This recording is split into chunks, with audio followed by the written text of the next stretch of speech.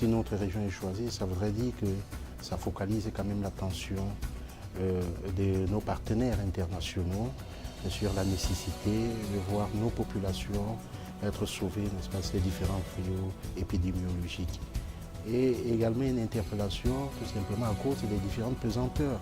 Parce qu'avec le phénomène sécuritaire que nous connaissons, la vaccination ne peut pas être menée comme on aurait souhaité. La maîtrise de ce flux des personnes qui passent d'une frontière à une autre est difficilement perceptible, difficilement maîtrisable.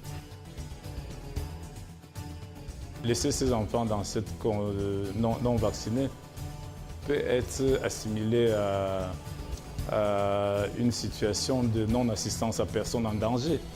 Parce que les enfants sont exposés à une maladie invalidante à vie. Nous voulons saluer et nous réjouir de l'appui que les partenaires nous ont apporté, notamment l'UNICEF.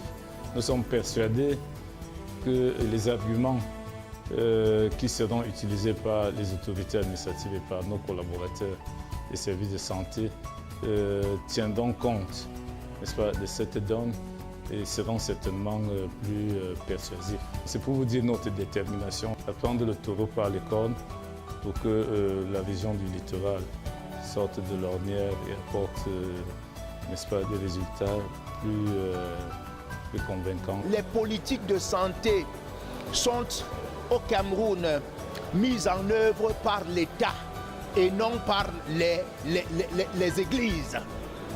Et je voudrais mettre en garde quiconque, que ce soit les parents, que ce soit des leaders qui empêcheraient, n'est-ce pas, les parents d'amener leurs enfants vers les vaccinateurs, je voudrais les mettre en garde, ils seront sanctionnés conformément à la loi. C'est pourquoi j'insiste et je redis que dans la région du centre, nous devons tous nous mobiliser afin que la poliomyélite relève désormais du passé.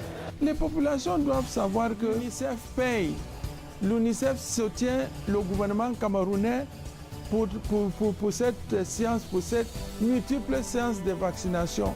Et derrière l'UNICEF, il y a des individus, il y a des familles qui donnent des milliards au Cameroun à travers l'UNICEF pour cette séance de vaccination. Ces vaccins sont payés quelque part par les impôts